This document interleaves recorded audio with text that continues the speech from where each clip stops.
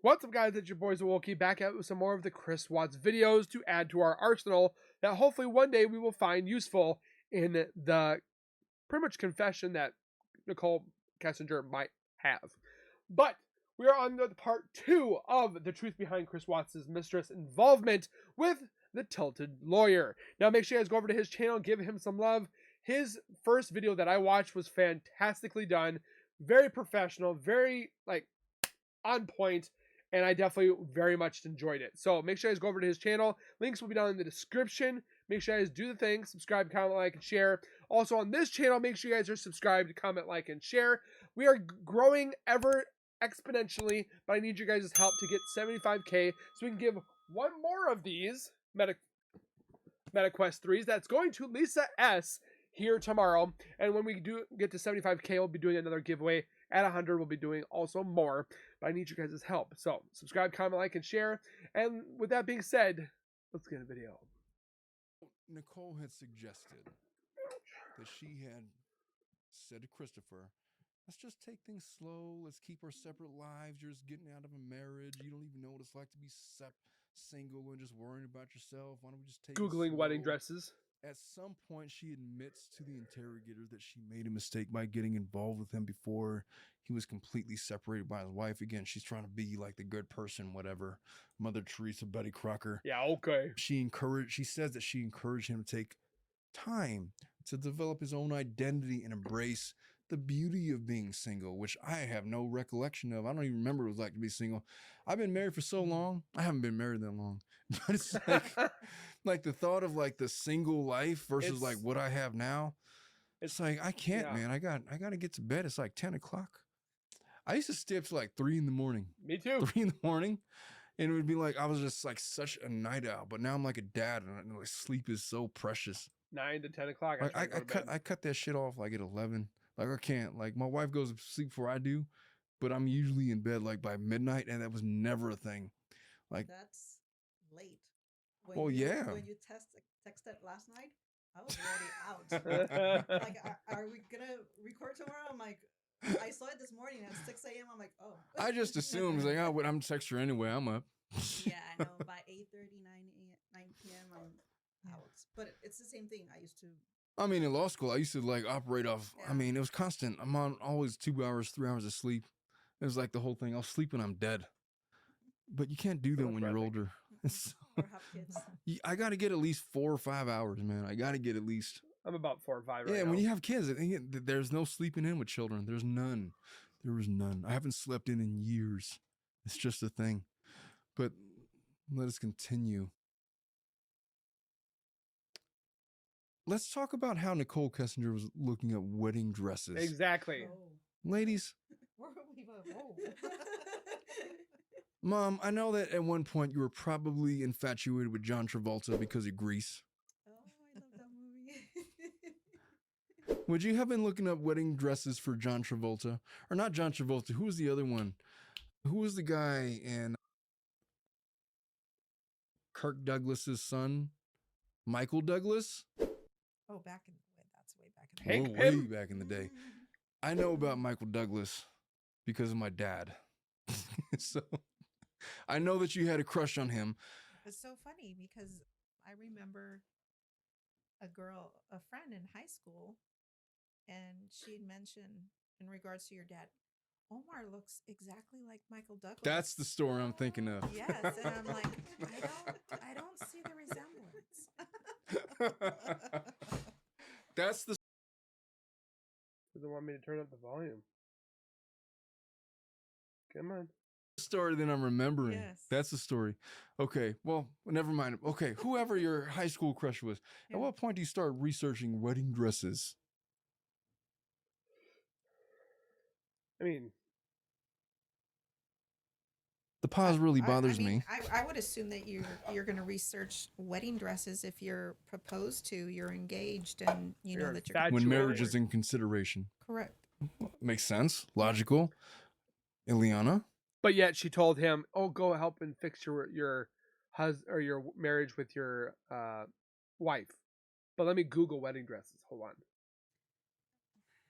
I think I have to disagree there because She probably did within 2 days. Just like in fashion and just, I remember like not being with anybody and just Pinterest pops up. Pinterest. A wedding dress, and I just go into like a rabbit hole of just looking at different wedding dresses. Oh, this is pretty. Oh, this is pretty.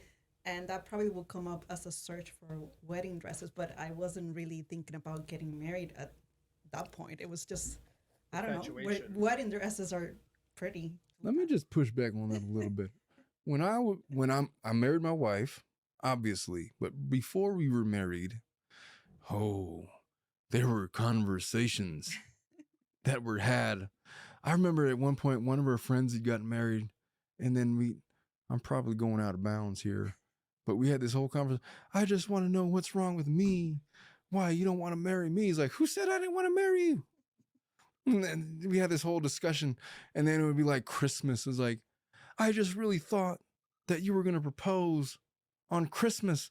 It's like, well, there's Valentine's Day. There's like New Year's. Who said it had to be on Christmas? And it was a thing for a long time. I didn't propose any of that stuff. I was trying to sell her on the idea of like, why do we got to get married? Marriage is just a business contract. Oh, guys always do that. Why don't we just like be boyfriend and girlfriend forever? Well, that worked well for you. I know, I'm all married and stuff. Well, that story, I was told a story, but I did come back with, well, for being, I mean, if something happens to you, I want to be able to make the decisions. I can write a in will. the hospital. If we have children, I want them to have the same last name. Just first, like if something happens to you, for the property and all that, so that I can be secure and all that. I convince him. Oh, poor guy. See, attorney me is like thinking of all these responses to what you just said. Oh yeah, Pretty much. he's not an Disarmed. attorney. Yes. It's like we could stipulate to whatever you want. I know. Why do we got to go through the whole marriage petition? Oh. And then when I bring that up, I was like, why does all men think like that? I was like, well, because, historically, I don't want to get into that. That's a different show. No, that's a different. Okay, so she's Googling wedding dresses. Not only was she doing that, she was Googling about marrying a mistress. Will a man leave his wife to marry a mistress? These were her Google searches. Despite claiming that she wanted to maintain like a casual relationship. Nobody's casual at anything. I could count on both hands how many times I've ever Googled wedding tuxedos. 0. You're a man. I don't think I even Googled it when I was like getting married. I Exactly. think my brother was in charge of all of that, and he's gay. It was his jam. It's like, hey, you be the best man. You be in charge of whatever you want. I want to be in charge of the fashion. Okay. I mean, like just Googling wedding dresses, I don't think it's that weird. Now, if she would have gone to the store and tried them on, that's a different level. probably But- would be like, oh, that's weird. She had But the just Google Googling search them, with. Hey, so Marrying how your similar mistress. is it? Okay, you know that movie, what was it? The one with Anne where like Hathaway? they're trying, not Anne Hathaway, the one where they're trying on wedding dresses and like they have like a diarrhea incident because of like food poisoning. What movie is that? Oh, yes. Bridesmaids. Something about the Bachelorette or Bachelorette party, something. something. What movie is that, Mom? Yes. Whenever you talk I'm about sure. trying on wedding, somebody in the comments I know was going to correct me. They do it all the time. Yes, is there it They- has a couple they of do all the comedians time. in it. It's okay. You look- Oh, yeah. It's Bridesmaids. Megan, are you okay? Oh, I think I love my Bridesmaids. dress was probably just tight. Oh my god. You You got food poisoning from that restaurant, didn't you? No, I had the same thing that she had, and I feel fine. Oh my, okay. Oh no. And the whole place is white. Nothing's happening. Oh my god. You know, I don't really care which dress we get. It doesn't matter to me. I just need to get off this white carpet. No, okay. No, not the bathroom. Everybody, go outside. Oh yeah, it was one of the most hilarious scenes ever. They're trying on wedding dresses, and like she's all jealous of like the maid of honor because she wants to take them to France, and like this like $3,000 wedding dress from this Italian designer. It's like, oh, you look so beautiful, but no, I want to try on this other one. It's like a couple $100, and look, it's like all like loose and fitting. You could dance in it, you could spread your legs in it, and you whatever. Like, oh no, but I just think. And then she gave everybody food poisoning. Yes. Yes. It's not my big fat Greek wedding. It's not that No, one. It's not that one. I Bridesmaids. can remember. Somebody will the correct me. picture. Dominic will correct me. He's gonna put in a clip. It's one of my favorite scenes of all time. I watch it all the time on YouTube when I just need a laugh. I don't know. When I think of trying on wedding dresses, I remember trying on tuxedos. Okay, so let us take a look at the timeline. August 4th of 2018. Nicole is shopping for wedding dresses online. She's pricing them. It's not just like conceptually, She's what will my wedding dress actually look like? Going to No, she's possibly buy it. shopping them. The price information, all of this stuff.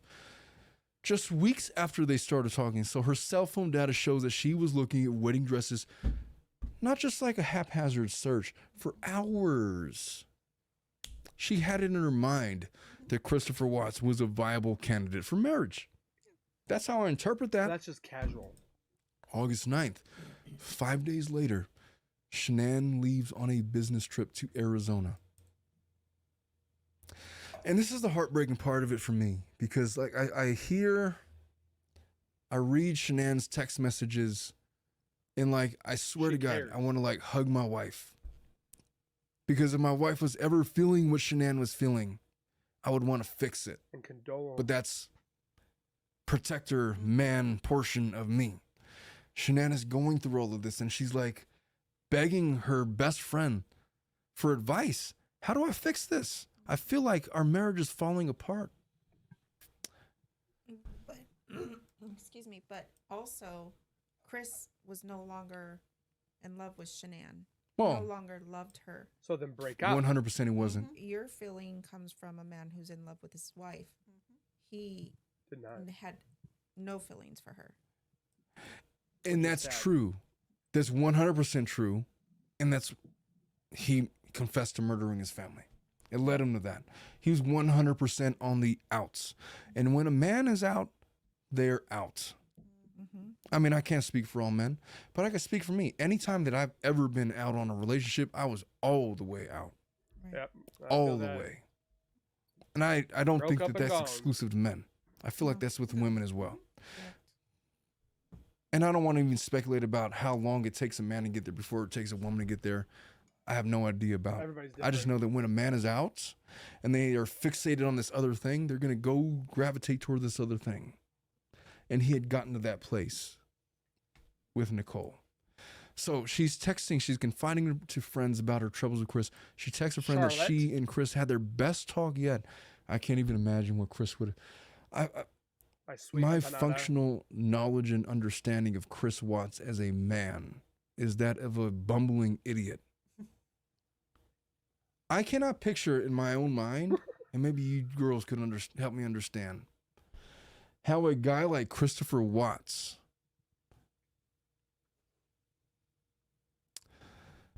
could gain the attention of a person like Shanann or Nicole Kessinger on the strength of what he has to say.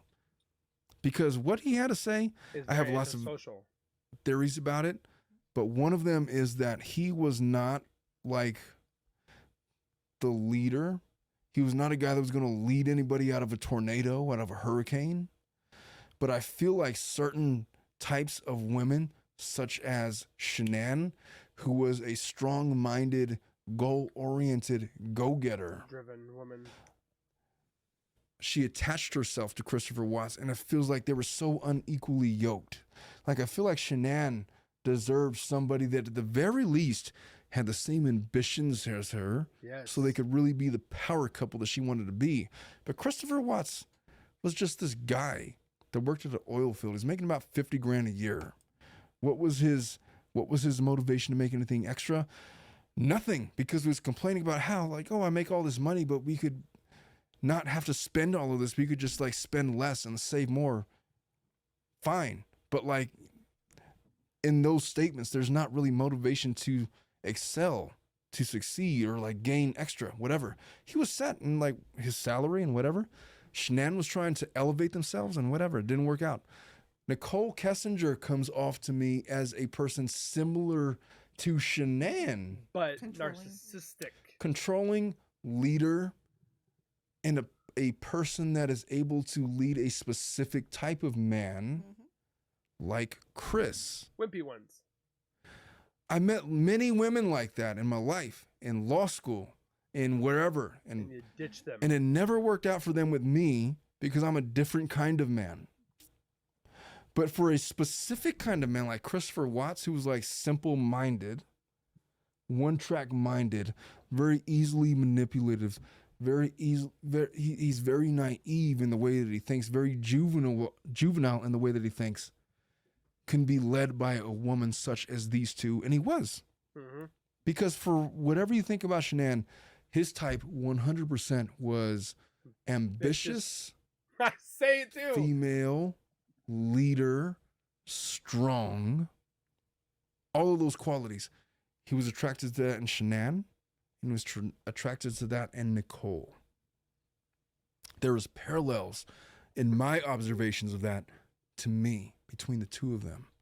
Nicole was just the new thing. She was the shiny, bright new object. She was a new shiny And penny. Christopher Watts being this chubby kid from birth, you know, that all of a sudden he's in shape and he's attracting all this attention from people who he's never had attention from Just one before, girl. had no idea how to deal with it. And again, I'm getting into the male aspect of it. I'm not interested in entertaining that on this show. So let me continue. So on August 9th, Shanann, she leaves on this business trip to Arizona. She's confiding in friends about how they had this great talk. She had this great talk with Chris about their relationship. And if you read the text messages, there's nothing spectacular. All he did was show like a vague,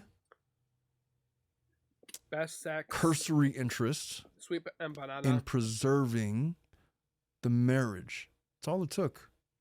It's like I'm sort of in, and then Shanann was all in, which is heartbreaking to me to process. But that was the scenario. And so, August 11th, Chris had hired a babysitter. and went out. He went out with Kessinger while Shanann is away. He gets a babysitter, says that they're going to go to a baseball game with coworkers, but he's at the bar with Kessinger.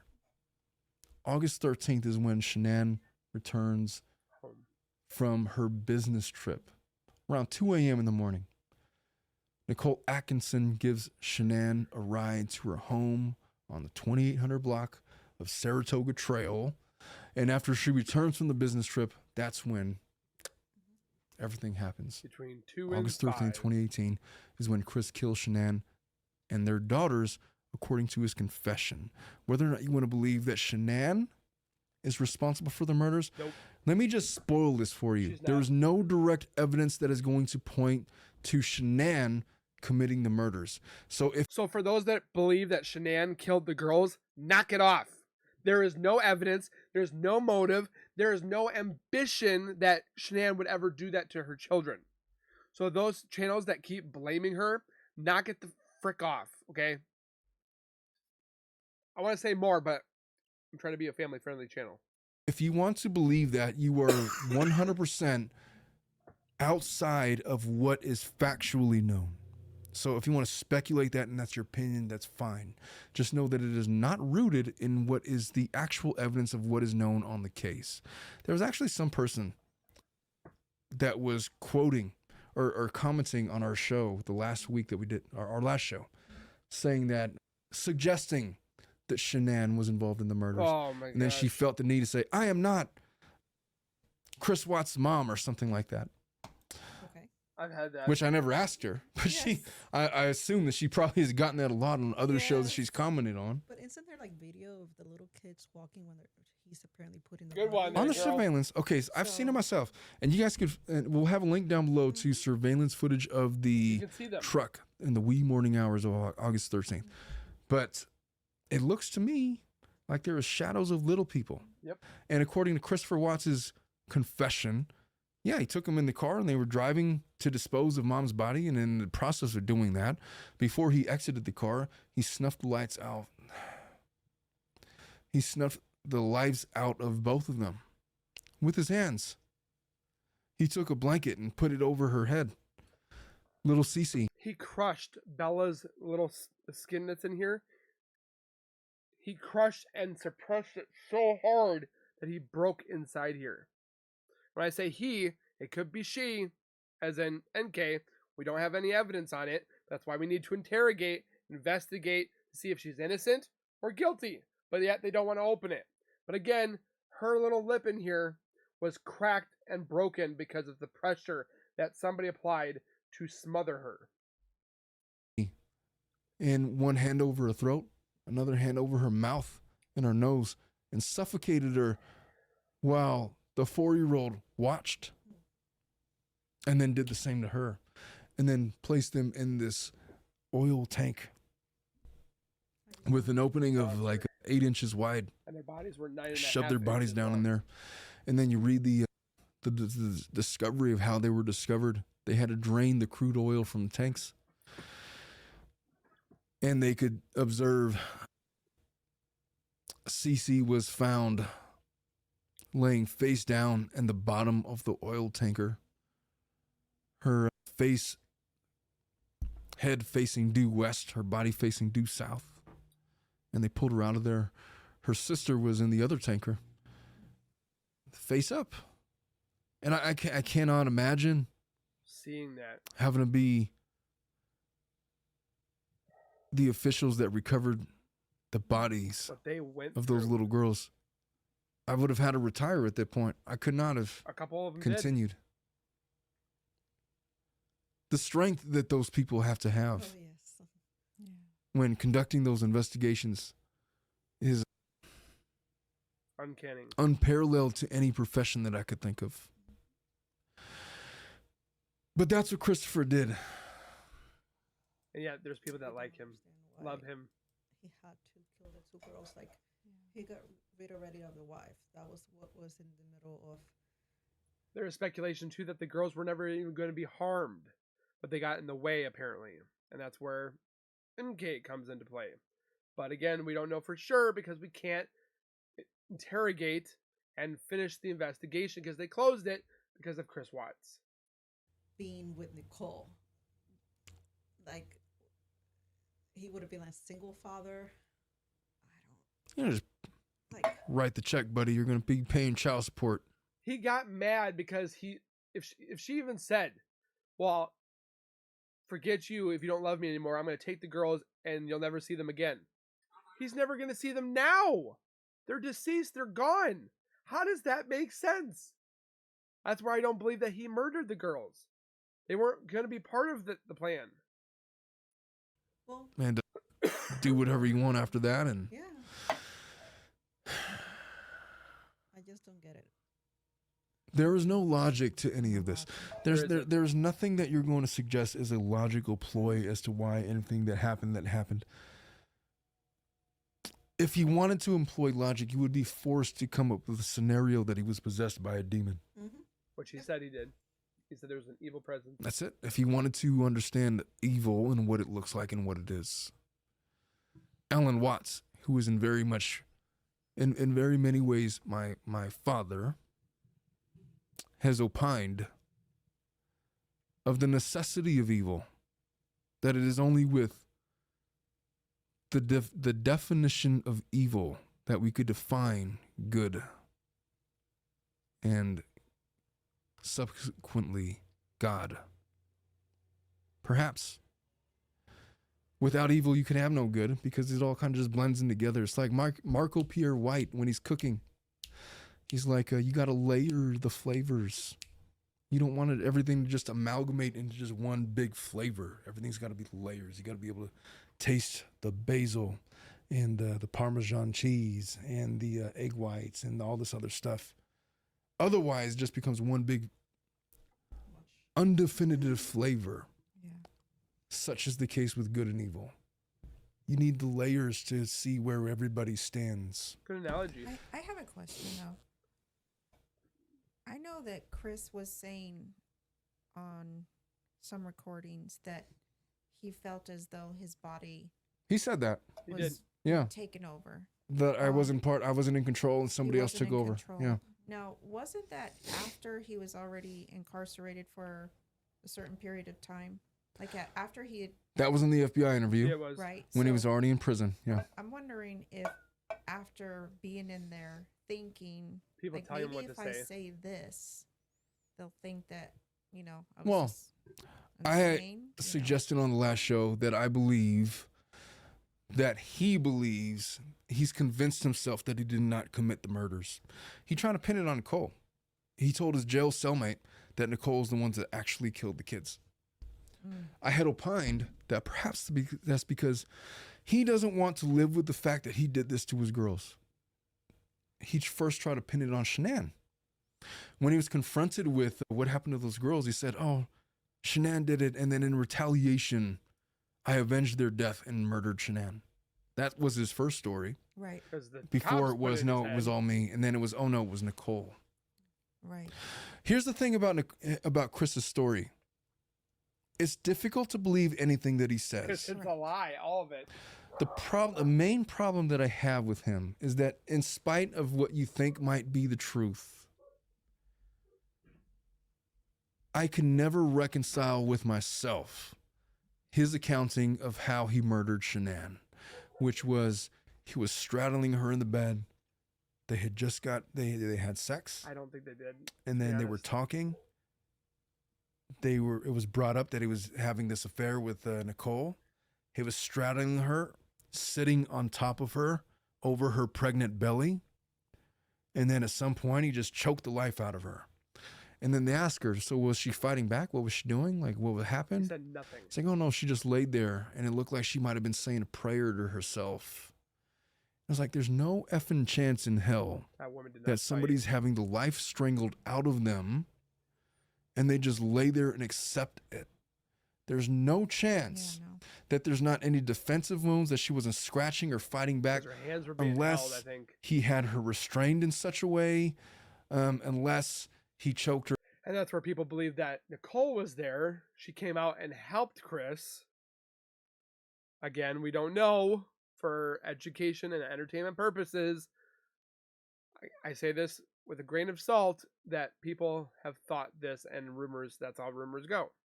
her from the back where he was laying on top of her, her arms pinned down at her sides with his arm around her neck. That's what I thought. Or if she was perhaps like under the covers, like restrained by the covers where she couldn't fight back, and he was choking her life out of her that way. But there was legitimately no defensive wounds on Christopher. So either we have to believe that Nicole just accepted, oh, okay, I'm going to be strangled right now. And I'm just, prayers to everybody, hope my girls are going to be okay, and just accepted it. I don't think she would have. The only way that makes sense is if she was restrained in some way. I'll tell you what, I don't believe that Chris would have needed Nicole's help in strangling her But holding her. to death. It's not that difficult to restrain somebody, It's true. stripping them of movement of their limbs to do whatever you got to do. It's not that difficult given Chris's size and Nicole's, or not Nicole, Shanann's size and their perceived strength or whatever. When I hear Chris say it, I genuinely believe that this was at his hands. I believe that he was the one that did this to his girls. Whether Nicole was involved in it, I don't think that she committed the murders. I just think she may have been involved in the planning. But let me continue before I get too far. It's been an hour 47 already. We might have to split this into a couple of episodes. We'll worry about that later. Okay, so I'm enjoying it. I don't know about you. Shanann, this is his account. Shanann had told Chris, "You're never going to see the girls again." This is what he said after the revelation of his affair with Nicole. So then he strangles her to death. Bella, the 4-year-old, She fought. comes in and asks, "So what's wrong with mom?" Chris had wrapped Shanann in a blanket and said, "Oh, she's just sick." And is in the wee early mornings of 4:30, 5 a.m. that he wraps her in a blanket, puts her in the back of her truck. He puts the 2 kids in the back seat and drives to the work site, his work site, the oil tankers. But And why then he there? That's the smothers thing. Celeste, the 3-year-old, in the back seat.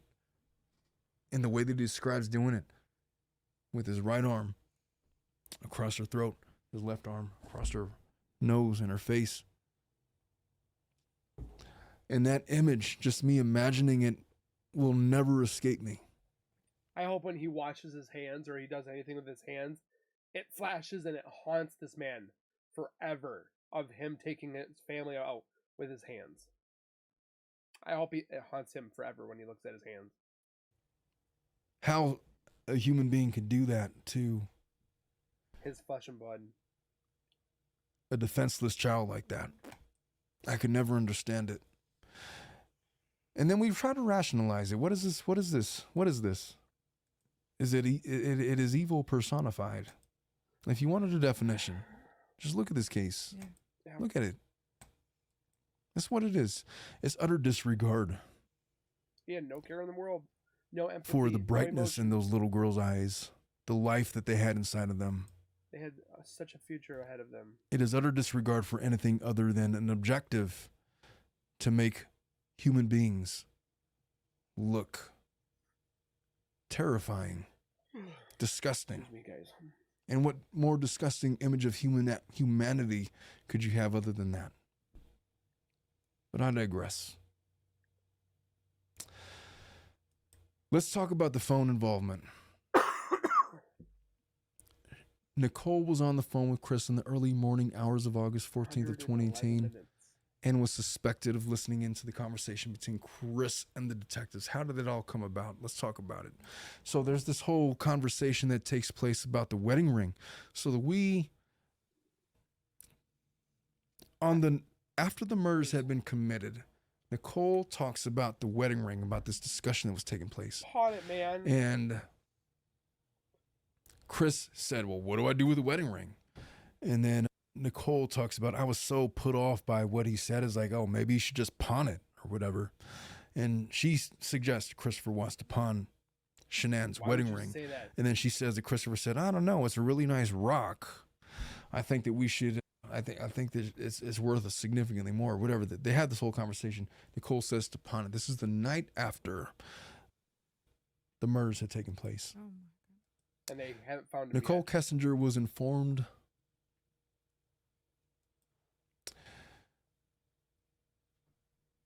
Nicole caught wind that the FBI was aware of the affair. Significant, because when she's Amen. talking to the FBI interrogators at first, it's like, oh, I didn't know all this stuff. And then, she behaves accordingly. She's trying to hide it. But her job contacted the FBI and let them in on, hey, these two have had a relationship since at least June. So Nicole's workplace supervisor had informed CBI agent Tammy Lee about the affair on August 15th. August 15th is like a day after the murders.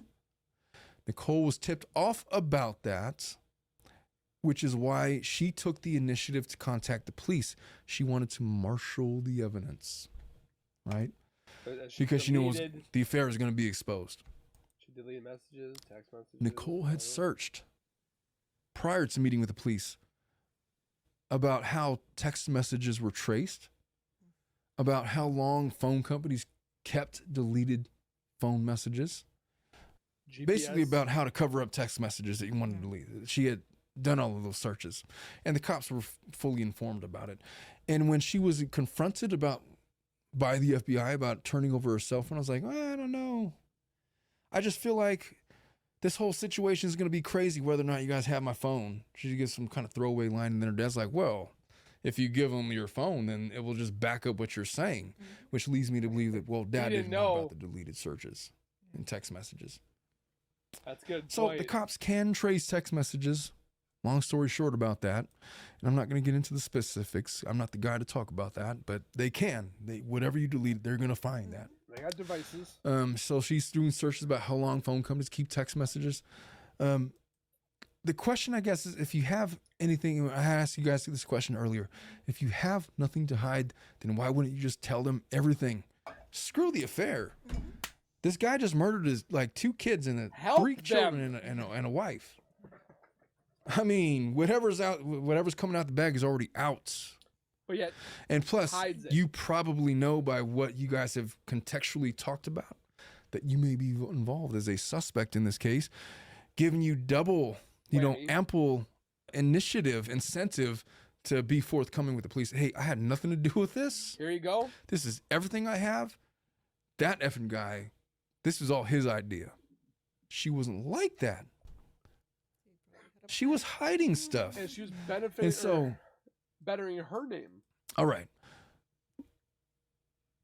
Let's talk about the 111-minute phone call between Nicole and Chris. So she's asked about it. She can't remember what they had talked about. She was talking about FaceTiming. This was hours before the murders. So remember, they go to on this date with the lazy dog the Which they day didn't before hide. the murders. And then the early morning hours, Schnauzen comes back home. He doesn't even hide it. He pays on the joint statement, whatever. They had this conversation about it. But this is hours before the murders occurred. They had this 111-minute phone call. She tells the cops, Don't remember. I can't remember what we had talked about. And she says that it's not anything significant to me that we had talked about. I don't remember the conversation that we just had. And then she says that it's just so long ago, I don't remember what we could have possibly. There's a lot of stupid little things.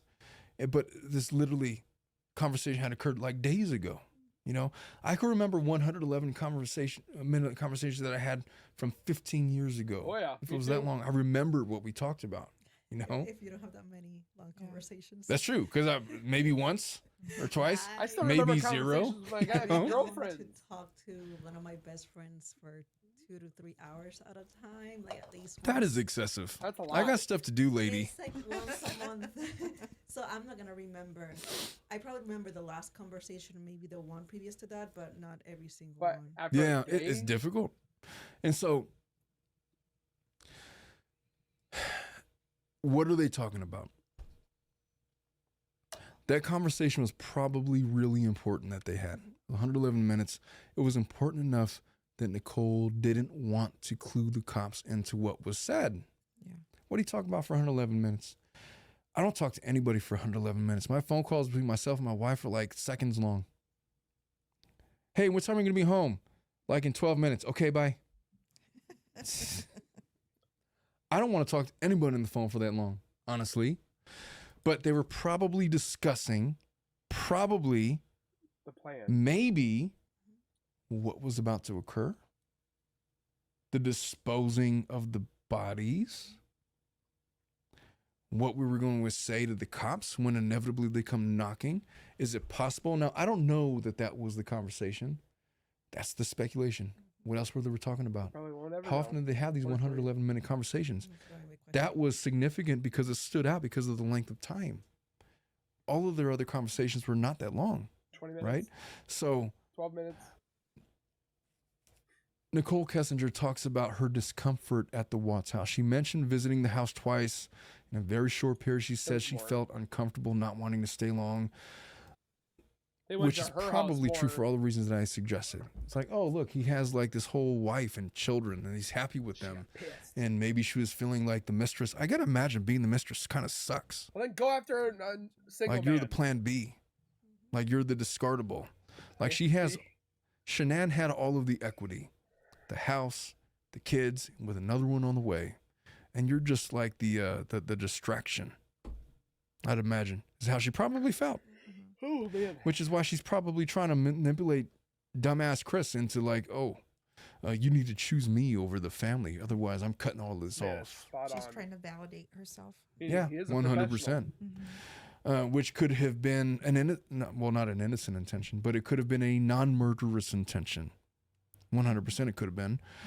But it also could have formed or strengthened Christopher Watts' murder or motive to do what he did. Is my theory. So she talks about that. There's inconsistent statements about how she visited the house, about her feelings about it. She claims to have visited only once, but she later admitted that it was twice. She corrected herself after doing the initial interview. She had provided conflicting dates for her visits, raising doubts about her credibility. Never made sense. Here's the bombshell key to all of this. All right, because right now it's all been conjecture. You know, what does a mistress do in this situation? Let's talk about her alibi. Where was she on the night of the murders? Where was she immediately after the murders? What about all of that? Well, there is a significant gap in the discovery. Amen. In her phone activity on the morning of the murders, suggesting that she might have been involved. So if you, the further analysis of her phone records is this. Over a month after the murders showed zero activity near the crime scene, Frederickville, Colorado or something. I forget the exact name. There's this one ping at 6:15 a.m., the day that the murders occurred, where she was present.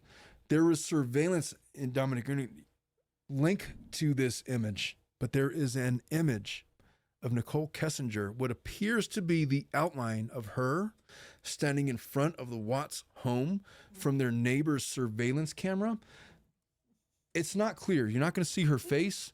You're not going to see any definable characteristics of Nicole Kessinger, but Black what hair, you will see is the outline of what appears to be a woman. It appears to be a head with long hair. There appears to be breasts. It appears to be the curvature of a woman. She may or may not be carrying a small child as she stands there in the driveway. And it appears that she may have the outline of a purse. If you juxtapose the purse that she was wearing, that if she is indeed the one that's in that surveillance footage, it is the exact same shape of the purse that she was wearing, that she took with her to the interrogation with the FBI. I don't know how many different shapes of purses there are. I'm not the guy to comment on that. I imagine the purse is like squares. Is there any other shapes? Oh, yes. Okay, I don't need to know. I don't want to know. I'm just gonna say that in the surveillance, it appears to be the same shape of purse as what she had when she went to the interrogation office with the FBI. That's all. That's all. It appears to be her in the surveillance. It appears to be at 6 a.m. 6:15. At 6:15, after Chris would have already left. Chris was already gone and away. If that's true, he left the house. But like the alarms on Chris's phone went off, stating that there was somebody at the house when he left. Somebody was doing cleanup work. Whereas that, we've seen it in the police reports, but they don't actually show it as evidence that those notifications went off in the house. Chris has stated that their alarms went off Around 5 a.m. that morning. That's why and that's definitive. These are facts. As well. These are facts. So whether or not that was actually Nicole Kessinger, I don't know. Was she carrying a child or not? That wouldn't make sense because Chris already had left the house. I don't know. And I'd imagine these are some of the same conversations that the FBI would have had with themselves. There's no chance that they weren't aware of the silhouette of a woman that may have resembled Nicole Kessinger. There's no chance that they hadn't gone through and processed that video footage to the 18th. There's no chance. So they knew all of this was in existence. Now, where this has been resurrected is in like the true crime sleuths.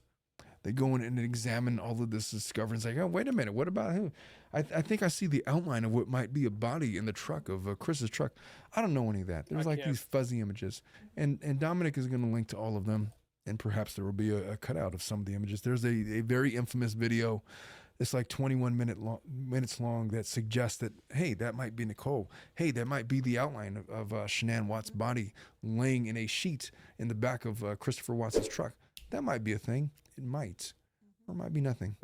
I don't know. There's no way that she I just know that there's no chance that the FBI didn't know of that footage. And they have never pursued Nicole Kessinger beyond the interrogations that we all know about. Because of Chris's confession. But the phone ping at the Christopher Watts home is significant. Now you might want to talk about, okay, what about like a cell phone radius and all that? Well, let's get into that. Coverage radius issues. The problem with that is, and this has been an issue with the Idaho case of Brian Koberger, because part of the probable cause affidavit was like, well, his cell phone pinged at the location of where the house would have been. All this, fine. But it also might have pinged where he resided like 13 minutes away. Well, Nicole Kessinger lived about 25 minutes away from the Watts home if you're driving. Okay. And when she was home, when she was verifiably at home, Her phone never pinged her. her cell phone always pinged at the cell phone tower next to her house. The only time it ever pinged at Christopher Watts' home was, according to the discovery, at 6:15 the morning of the murders, which is exceedingly odd. If you are a detective looking at possible suspects for a murder that hasn't been solved. Could she have been just a little bit psycho, and because she knew that the wife was probably returning the day before, that she just wanted to drive by? Sure, I've had some psycho girlfriends before. Yeah. That's a thing. That's a thing that happens. Could she have been Or- stalking Chris? Maybe. Yeah. But was there. coinciding with the date of the murders? I don't know. Or maybe Chris. We don't know, and that's why we need to bring her in and ask her all these questions. That's why it's so frustrating and so confusing. They have called Nicole saying, "I just killed Shanann." Let's talk about that. Let's talk about that. Okay. So, before we get there, so the cell phone pings, it had never pinged there ever again. She had never been pinged at the cell phone tower where the Christopher Watts residence was ever again after that date. Talk about coverage radius issues, whatever. There was no phone calls that day She used until her phone a lot. about 2:26 p.m. that afternoon when she was at work. Who did she call? Her normal phone activity, which is, I assume, the normal activity of anybody in 24, is she was on her phone making phone calls, at least one phone call per hour, every hour, checking text messages, checking whatever. Her phone activity was silent from the early morning hours of 6:15 a.m. from that cell phone ping until about 2:26. What does that mean? Well, if somebody wanted to avoid the accusation of their involvement because their cell phone was active at that time, they might just leave it at their house or just turn it off when they wouldn't normally, such as the Murdaugh case. Remember that case? Yes. That was a big thing. It's like, why does all of a sudden your cell phone just going inactive? That's not like you. You're like an attorney. You get like text messages every 10 minutes. So evidence of possibly trying to manipulate the cell phone to not pick up where she was at the time to suggest that she was involved in the participation of the murders. Perhaps. But she made a couple of phone calls. One of the phone calls was to her spiritual advisor that was known for sex magic practices. What does this mean? Maybe nothing. Maybe nothing. But let's talk about it. She placed a phone call to a 73-year-old gentleman named Robert of the Ordo Templi Ordinance.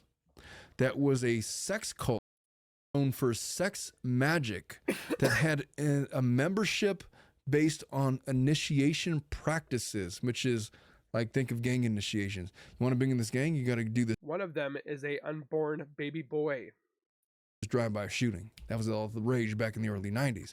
So some have opined that perhaps her membership into this sex cult was the sacrifice of Shanann. I don't subscribe to that. There's no evidence to suggest that. There's none. But there is this caveat to this whole thing about she was in contact right after the murders to this weird-ass guy that was a leader in this sex cult that had a membership based on initiations. Describe the initiations for me. I can't. Think of Eyes Wide Shut, that movie with Tom Cruise and Nicole Kidman. Mom, you watched that movie on your own. I don't need to talk about that movie. So later on that day, she goes and meets with this guy named Jim at her apartment at 5:01 p.m. This is the day that the police have made contact with Christopher and they're investigating the disappearance of Shanann and the children. So at 5:01 p.m. that day, Nicole calls Chris twice and then she deletes the calls. At 5:30, Chris called her and then she deleted the call from her call log. Later on that night, Chris to do the same thing. at 11:09 p.m., the night of the murders, there was a 51-minute phone call between her and Chris. She deleted it immediately afterwards.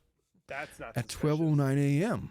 the following day, Chris called her back and they spoke for like 31 minutes. What are they talking about? Are they trying to talk about what the cops said or what the detectives are saying or like what's being said, whatever? I don't know. But at 1:12 a.m., Nicole had called Chris again. She called him to talk for about 3 minutes. At 1:51 a.m., Chris calls Nicole. They have another conversation for about 8 minutes. And then at 1:58 a.m., Chris and the detective, they start playing phone tag. And it's like, hey, let's have a phone call. And then every time he would call the cops or the cops would call him, his personal phone would have like dead air on it. And like, what's with this dead air? I don't understand. A three-way call. And then this would repeat for a while until Chris said, you know what, screw it. He ended up calling the detective back on his work phone. And then in the time of that, He called. they talked for about a minute later after the detective initiated contact. He calls the detective back from his work phone, not his personal phone, where they were trying to communicate. And at this exact same time that he's having that conversation with the He called detective, Nicole. Nicole called Chris's phone, his personal phone. And yet this is not. And that call lasted for about 11 minutes. And yet everybody sits there and tells us that we're psychos and we don't know what we're talking about. This is a professional. He's literally saying what all of us junior detectives have been saying. This is uncannily exposure of somehow Nicole's involvement in said murders. We don't know if it's physical, but she was some way planning it, some way cleaning it, some way physically in it. She needs to be brought in. And so what the speculation is, what is pretty obvious to me, is that he was trying to connect like a three-way call. Yes. And it wasn't working out for whatever reason. And I've had that same and problem. so he says, screw it, I'm going to call you my work phone.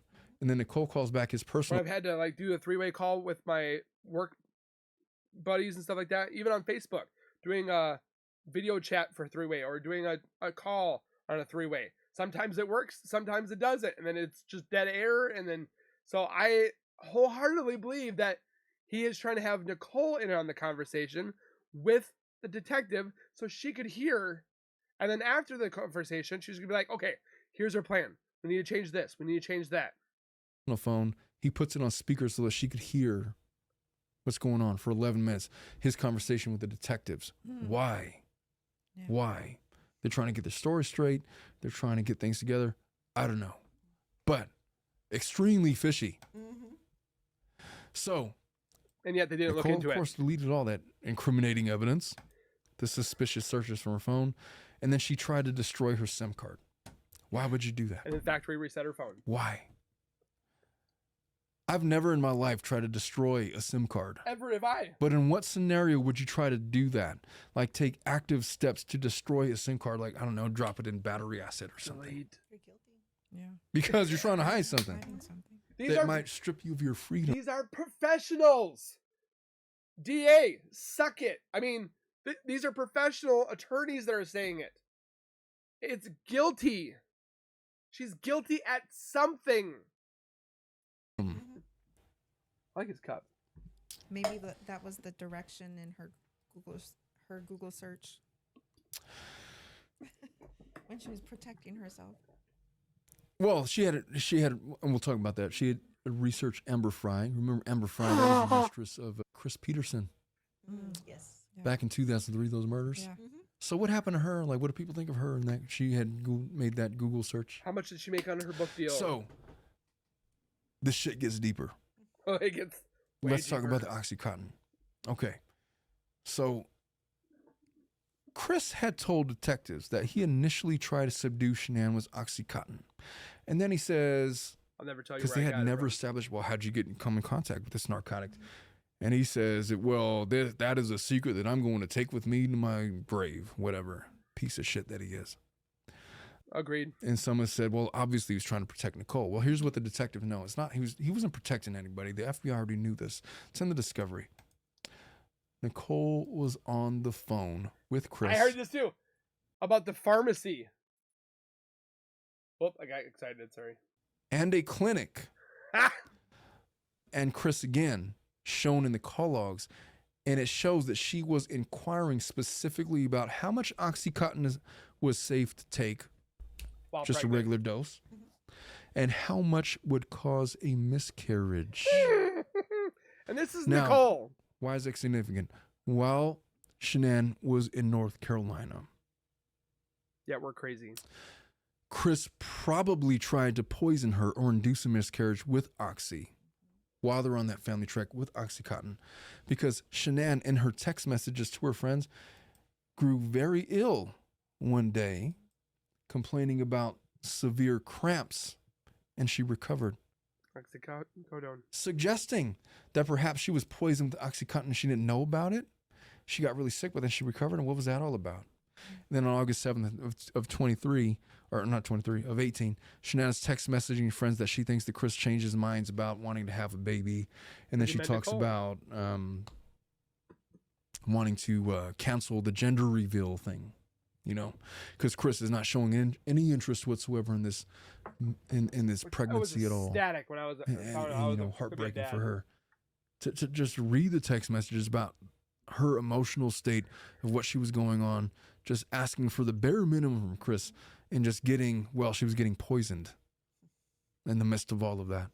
It reminds me of that 2008 case from Utah about this little lady. I don't want to get sidetracked, but it's not like he's the first person to think of this, you know?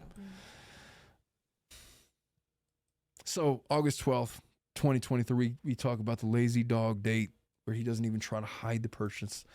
The next day, Shanann is murdered. Shanann had saw the bill.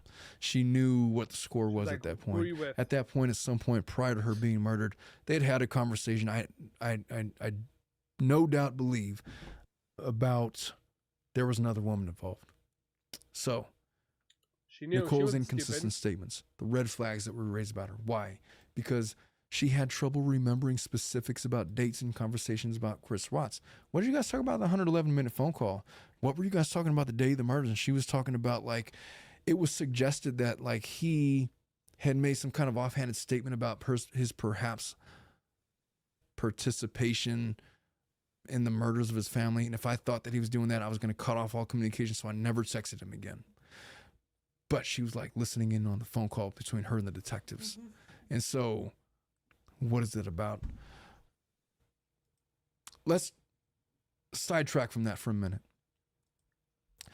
Let's talk about the way that Nicole had described the financial situation between Christopher Watts and Shanann with the detectives. Another good one. She claimed to have this casual relationship where I wasn't this big deal. We're just kind of screwing around, whatever. And if I knew Shanann was pregnant, I would have cut it off. Yeah. Fine. Okay. But she had an intimate knowledge about their finances. Chris told She her knew, everything. for example, that the Wattses had filed for bankruptcy back in 2015. She had basically, if you were to replace Nicole with Christopher, as he described what was being described with their finances, it was like, oh, we make all this money and then Shanann spends it all. So basically saying that, you know, Shanann is all about appearances and she wants to spend to pretend like we're rich, but we're really not. Yeah, We're Shanann struggling. made more. And they were having these financial issues. But then Nicole gets to the interrogators and she talks about Chris's frustrations about living paycheck to paycheck and Shanann's spending habits as if she's speaking for Chris, which leads me to believe that she was intimately involved with whatever was Very going on much. in their marriage and all the reasons why it was falling apart. That was none of their business. And again, she mentioned, Or her business. you know, the bankruptcy and stuff. But aside from that, she had specifically mentioned the materialistic lifestyle of Shanann and how I wouldn't do that. I wouldn't move into a house that was like Why would you twice say what I that? could afford. That is the shenanigans. Who would do such a thing? Basically speaking negatively about Shanann and, you know, all of these things. So, and she talks about the image that Shanann wanted to portray, that Chris was kind of trapped in, that he couldn't sustain on their combined $100,000 income back in 2018. And that house, I mean, granted, it was beautiful, but I am a big believer, as I talked about in the last show, of, hey, you fake it until you make it. And then, you know, you buy stuff with the hopes and the expectations that you're going to earn enough and be able to succeed and eventually earn more. And she was not a paycheck to paycheck person. She's working in this MLM. Whatever you think about them, I know people that have been successful in it. Not very well. I don't know anybody that's been successful in it, but I know of those scenarios. You know, people. Hey, Mom, remember Mona V? I do. I remember Avon. I remember people. There was people that made a good amount of money on Avon. There's people that, like Plexus, that make millions of dollars on that stuff. Not everybody can make it, but some people can. And frickin' Beachbody, and you guys all try to say, hey, no, sign up for Beachbody, we're gonna be rich in like 5 years. It's like, get the F out of here. Your stupid ass workout. I do like their videos though. Yeah, the videos are good. Yes.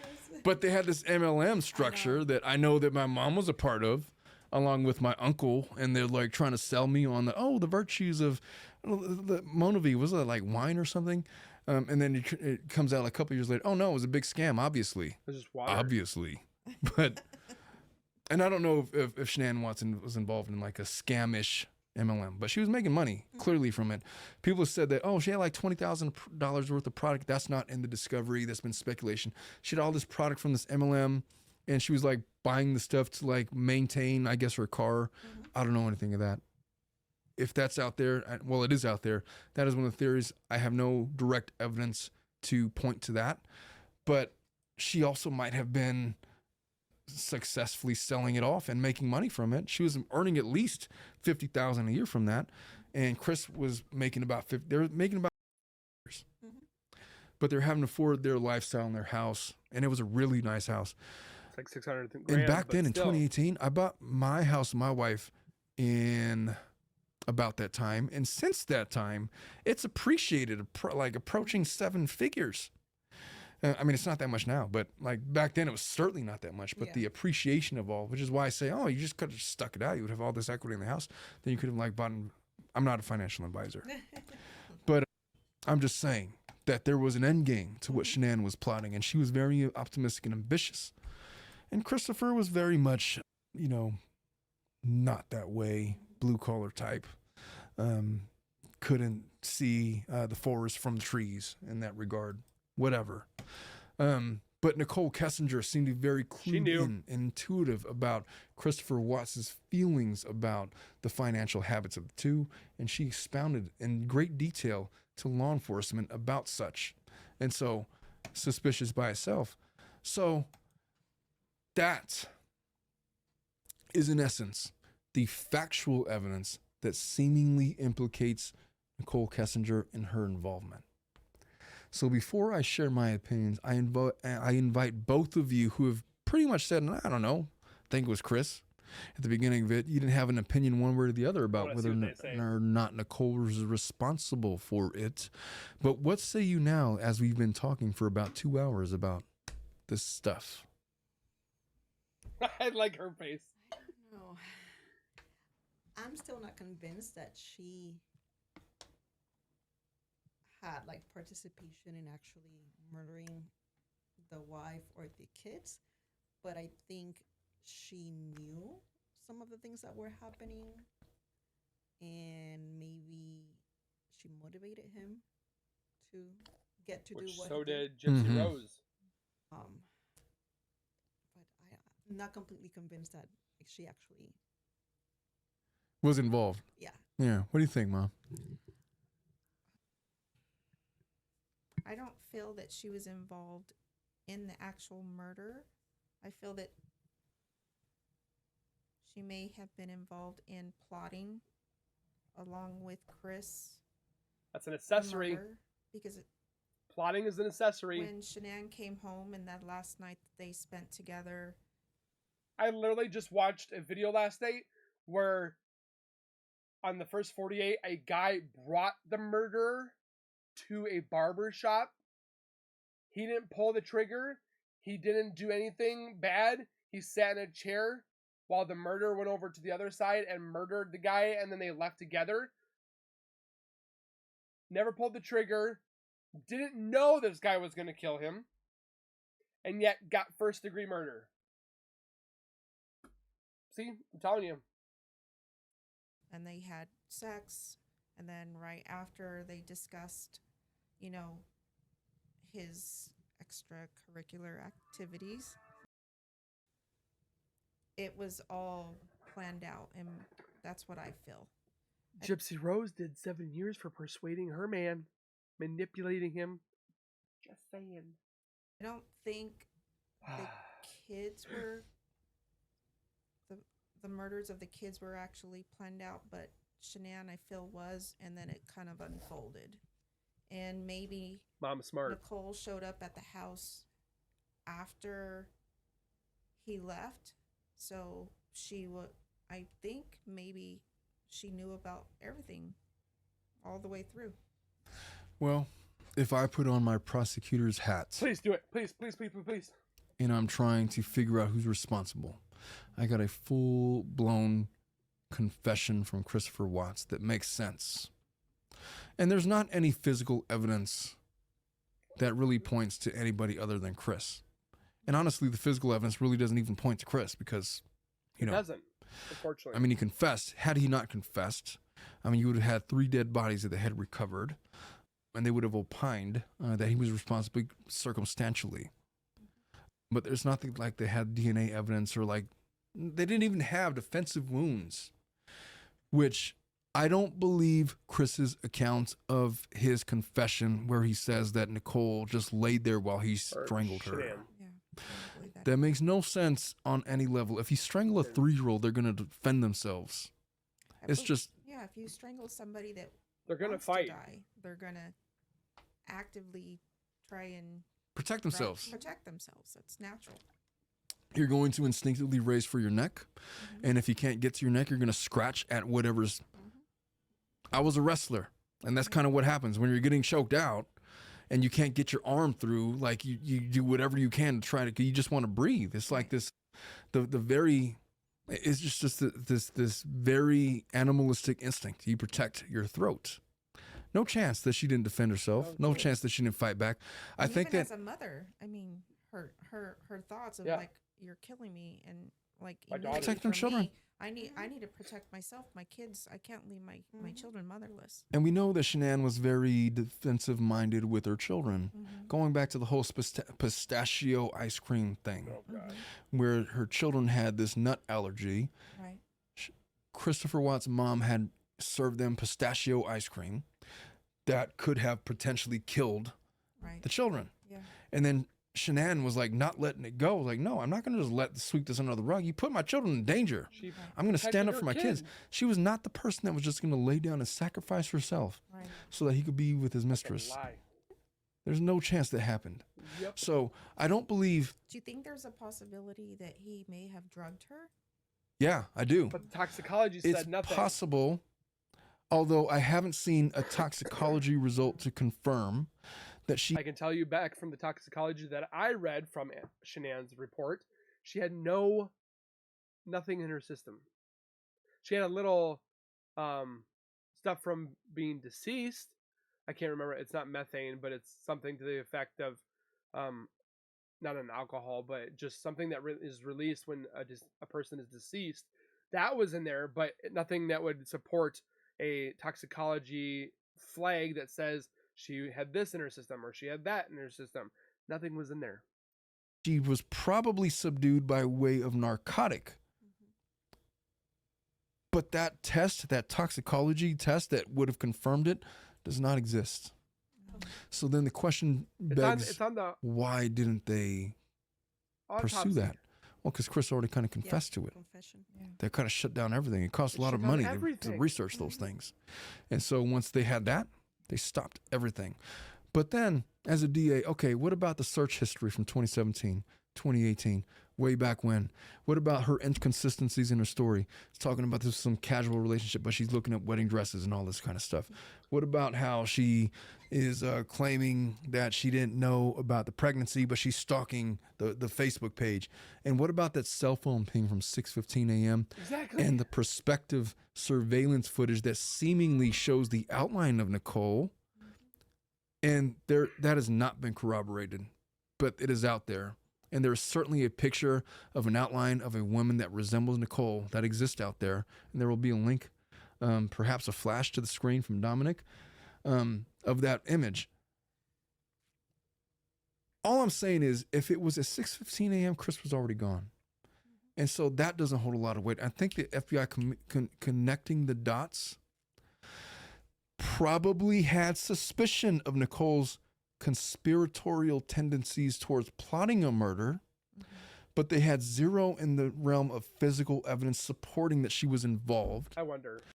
Just saying, I Googled conspiracies of to murder, first degree, second degree, third degree. It's from 1 year to 18 years, depending on what it is.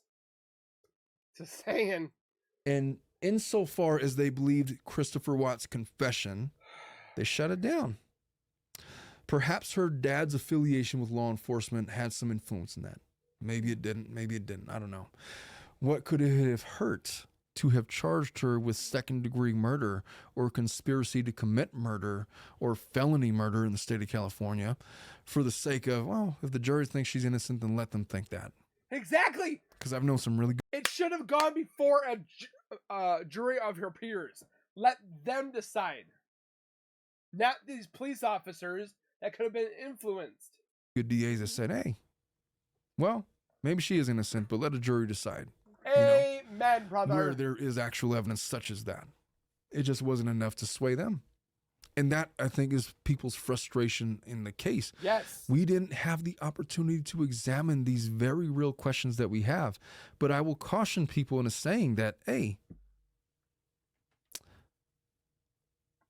there is dozens of ways to interpret any individual piece of evidence.